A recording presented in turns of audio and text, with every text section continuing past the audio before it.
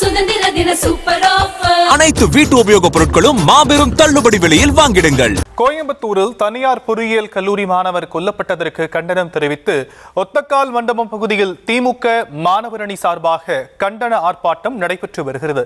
இது பற்றிய விவரங்களை நம்முடைய செய்தியாளர் அருண்குமார் வழங்க நாம் கேட்கலாம்.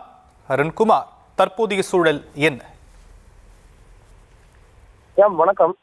கடந்த 10ஆம் தேதி அன்று கோவையில் உள்ள தனியார் பொறியியல் கல்லூரி மாணவன் அமுதன் சக மாணவர்களால் கடுமையாக தாக்கப்பட்ட நிலையில அவர் உயிரிழந்தார். இந்த கொலை சம்பவம் தொடர்பாக ஏற்கனவே 5 பேர் கைது செய்யப்பட்ட நிலையில நேற்றைய தினம் மேலும் கூடுதலாக 4 பேர் கைது செய்யப்பட்டிருந்தனர். இன்று மேலும் ஒருவர் கைது செய்யப்பட்டிருக்கிறார். இந்த சம்பவத்திற்கு எதிர்ப்பு தெரிவித்து திமுக மாணவர் அணி சார்பில் இன்றைய தினம் கல்லூரி முன்பாக ஆர்ப்பாட்டம் நடைபெறும் என அக்கட்சி தலைமை அறிவித்திருந்தது.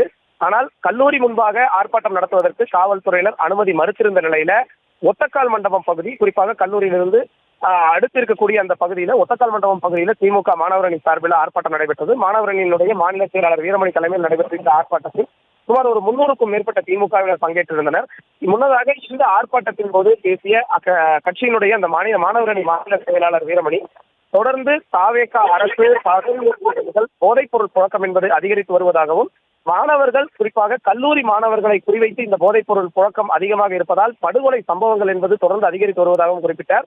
மேலும் காவல்துறையினர் இதுபோன்ற இந்த போதைப் பொருட்கள் புழக்கத்தை மறைப்பதாகவும் நிறுவனங்களுக்கு சாதகமாக காவல்துறையினர் நடந்து கொள்வதாகவும் குற்றம் சாட்டியதுடன், தாங்கள் ஆர்ப்பாட்டத்தை அறிவித்த பிறகு காவல்துறையினர் துரித நடவடிக்கை எடுப்பதால் திமுகவினுடைய வலிமை அங்கு வெளிப்படுகிறது என்ற அடிப்படையில் அவர் பேசியிருந்தார். அதே போன்று தற்பொழுது கூட திருவள்ளூர் மாவட்டத்தில் ஒரு மாணவன் படுகொலை செய்யப்பட்டிருக்கக்கூடிய நிலையில தாவேக அரசு சட்டம் ஒழுங்கு பிரச்சனையில் அதிக அக்கறை செலுத்த வேண்டும் என்றும் அவர் குறிப்பிட்டிருந்தார்.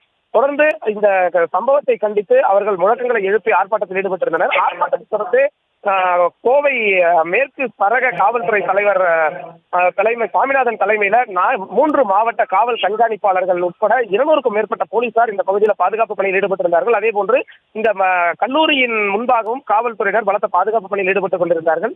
இந்த ஆர்ப்பாட்டம் காரணமாக ஒத்தக்கால் மண்டபம், குறிப்பாக கோவை பொள்ளாச்சி சாலையில் அமைந்திருக்கிறது, அந்த ஒத்தக்கால் மண்டபம் பகுதியில் சிறிது நேரம் போக்குவரத்து பாதிப்பானது ஏற்பட்டிருக்கிற விஷயம்.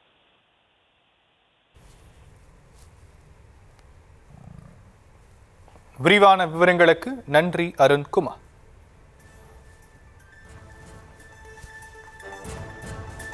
சத்யாவில் சுதந்திர தின சூப்பர் ஆஃபர். அனைத்து வீட்டு உபயோகப் பொருட்களும் மாபெரும் தள்ளுபடி விலையில் வாங்கிடுங்கள்.